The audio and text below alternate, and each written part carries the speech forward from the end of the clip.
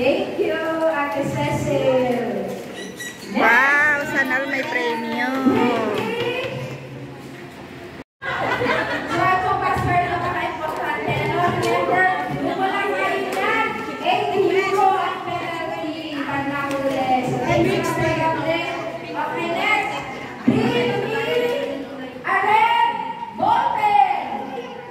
Yung ano? Dali!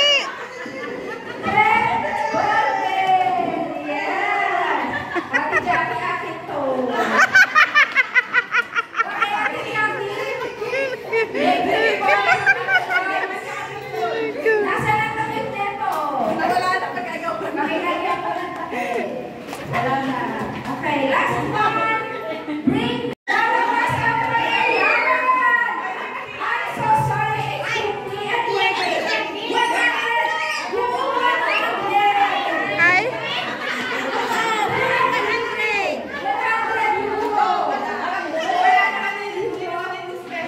Okay, 100 euro bill. Pag sinabi euro bill, Buo. Wala. Walang buo. Ngayon po ay petsa na. Hindi pa naman petsa de peligro. Kaya I'm sure wala pa. Wala na yung 100 euro. Okay. So, kaya nagsasabi ko yung ating binamahal na kapatid, Sister Anne, the loving daughter, to render a song to her mother. Thanks to you.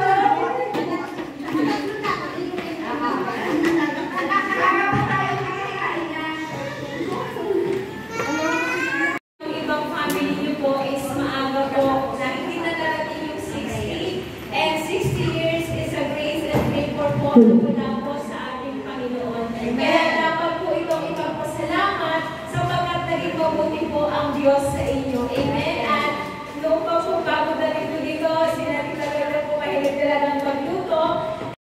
Tumigil or hindi po siya pumitiw sa pananampalataya na meron po siya sa ating Panginoong Jesus. At naniniwala ko na yun po ang isa rin sa dahilan kung hanggang ngayon po ay ang grace po ng Panginoon ay nasa nararanasan na po. Ano? Di ba hindi po halatang 60? Sabi ko nga, hanggang ngayon daw hindi taloy ba?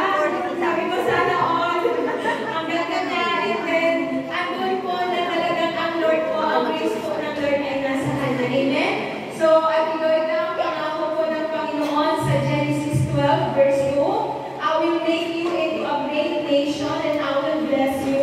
Ang Panginoon po nagsabi nito, I will make your name great for God's glory. And sabi po dito ng Panginoon, hallelujah, and you will be a blessing. Yan. And I will bless those who bless you, and whoever curses you, I will curse, and all peoples on the earth will be blessed through you.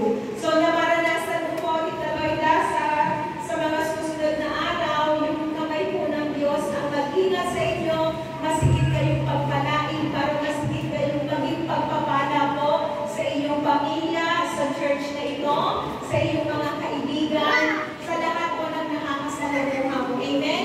Possess the promise of God unto your life that you will be blessed, you will be great for God's glory, at ang pag-iingat po ng Diyos sa buhay niyo. Amen po? So, sige po, sama-sama po natin ipanalangin si love, grace, at patuloy na mercy na ipinagkakaloob niyo po sa buhay ng bawat isa.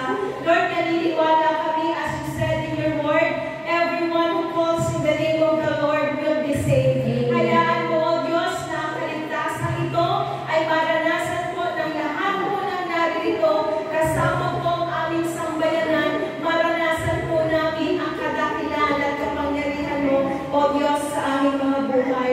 And Lord, we praise you in the life of Tita Loida, Panginoon, as she reached the 60 years of your mercy on her life, Panginoon.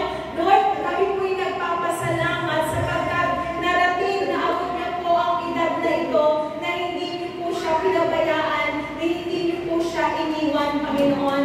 And Lord, as you promised in your word in Genesis, we possess it, we declare it, and decree in her life that you will bless her,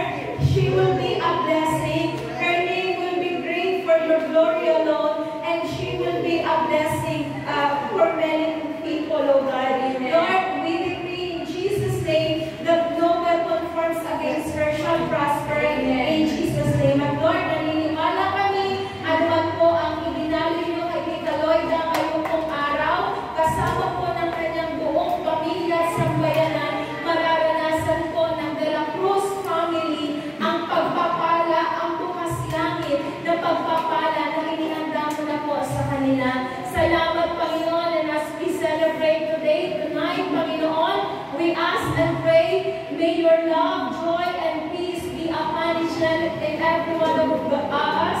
And let your love, Panginoon, ang magbind po sa buhay ng bawat isa. May this night ay ma-enjoy po namin for your glory alone, O God. Lord, marami pong salamat, and any secret petition, any prayer na nasa puso po ni Tita Loida, Lord, we agree and we pray in your time, the answered prayer ay mararanasan po na. Salamat, Panginoon, salamat. We declare that the Lordship of the Lord Jesus Christ be upon each and every one of us. Lord, to you alone all the glory, thanksgiving, adoration. This is our prayer in Jesus' mighty name. Everybody say, Amen. Sige po, magkain po natin si Tita Loida. Your goodness and your faithfulness in her life, O Lord God. We are praying and ask for this food that we're about to receive, O Lord God. Lord, let this food continue to give us, O God, the physical strength in our physical bodies, O Lord God, in order that we may continue to serve you more, Father God, in our lives. Lord, thank you, O God, for blessing the La Cruz family and Oy family, Lord God. Truly, O God, that you will bring back all the blessings, all the things that they have lost, Father God, into their lives, O Lord God.